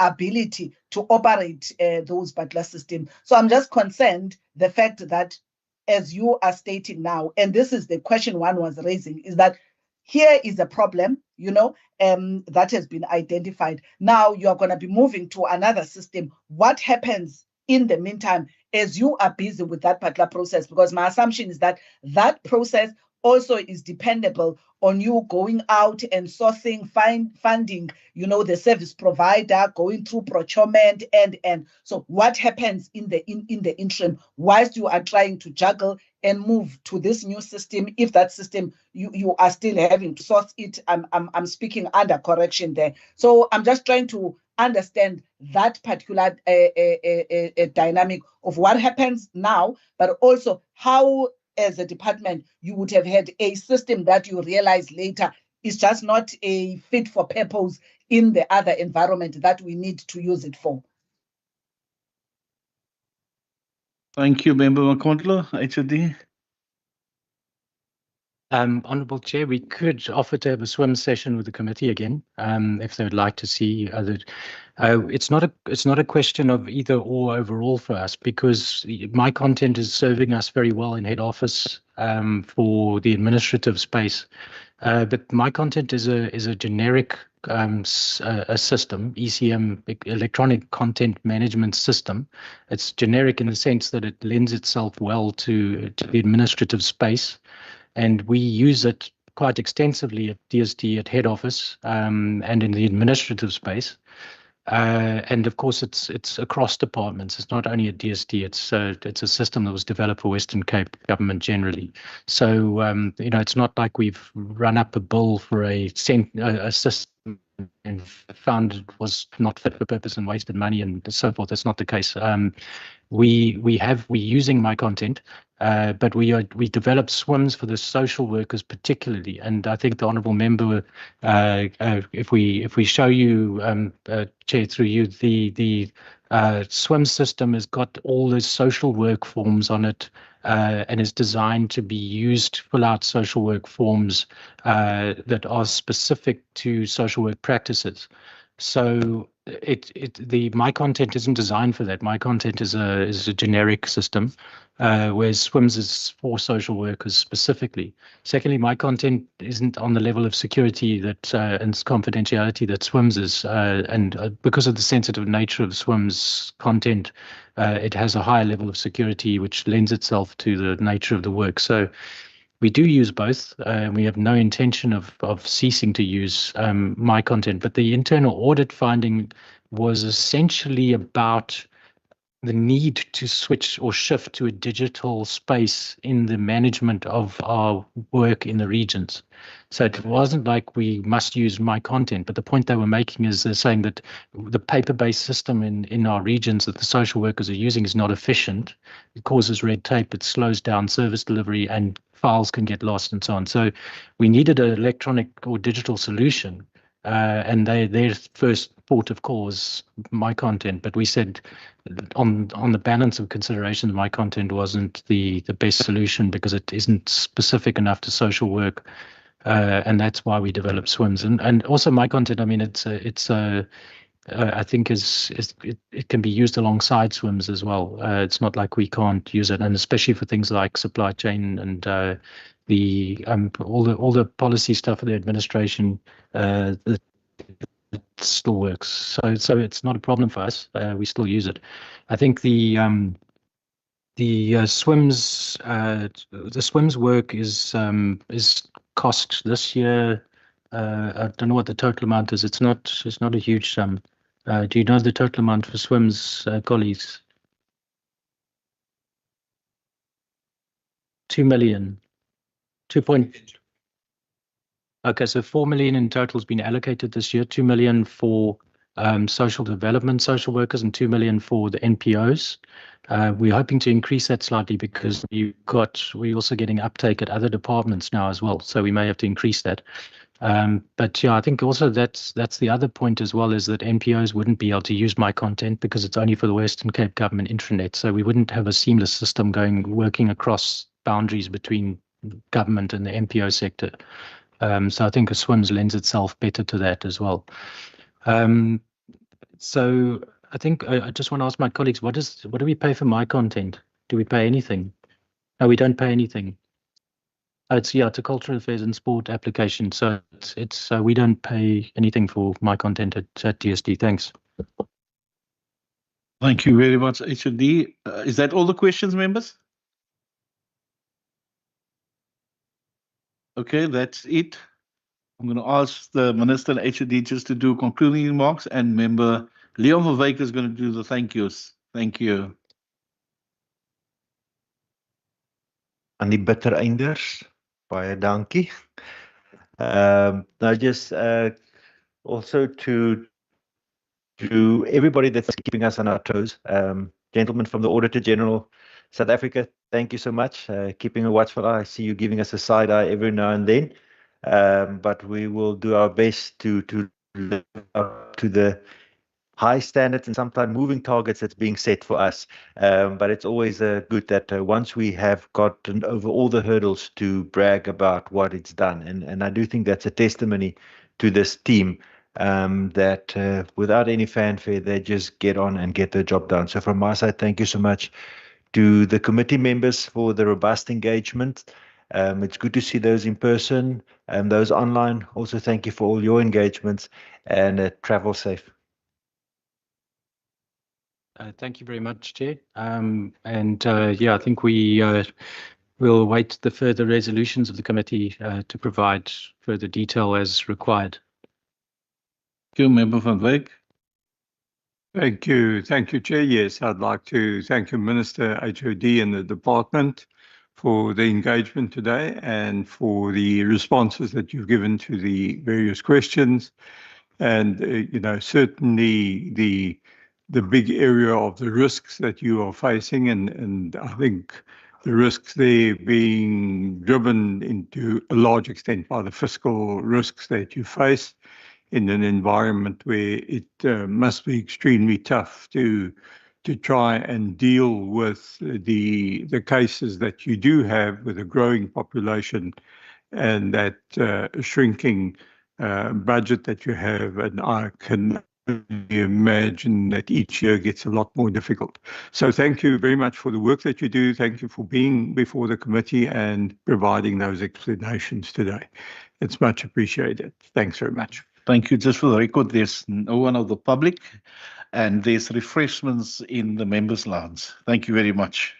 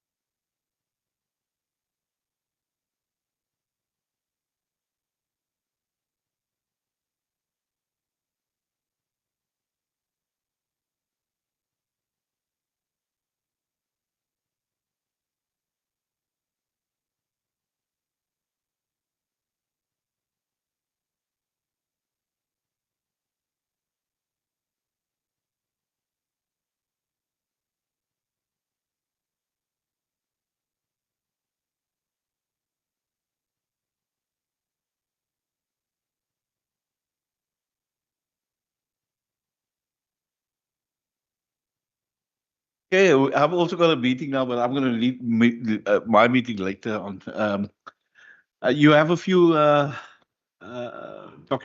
documentations that we need. Yes. Over to you. Thank you, Chairperson. Through you, Chair, some of the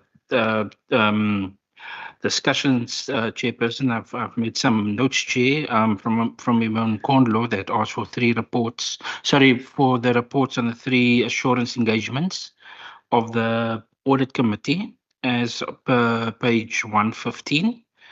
Then Member Kondo raised a concern regarding the target setting vis-a-vis the budget expenditure. So we can just put that also in the report, Chairperson.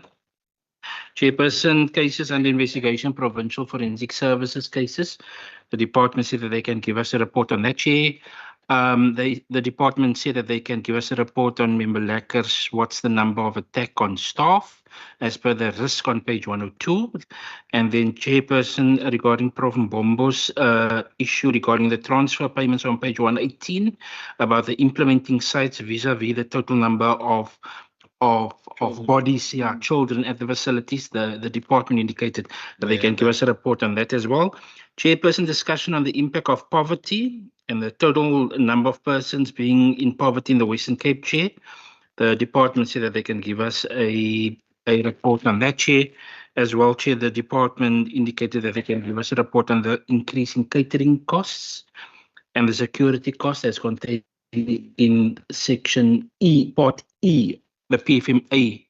And then, Chairperson, my content system, the department indicated that they can come give us a briefing on that and how it impacts on the finances and the just the project setting and the target setting, Chairperson. Thank you. Is there any additions? No additions. Thank you. Then the meeting is adjourned. Thank you. Sit. Yeah, I signed it from Neil. I know Ben, so like, you can just sign next to me. Oh, my. Bye, Dustin. Bye, Bye, Masintle. member. Thank you, member.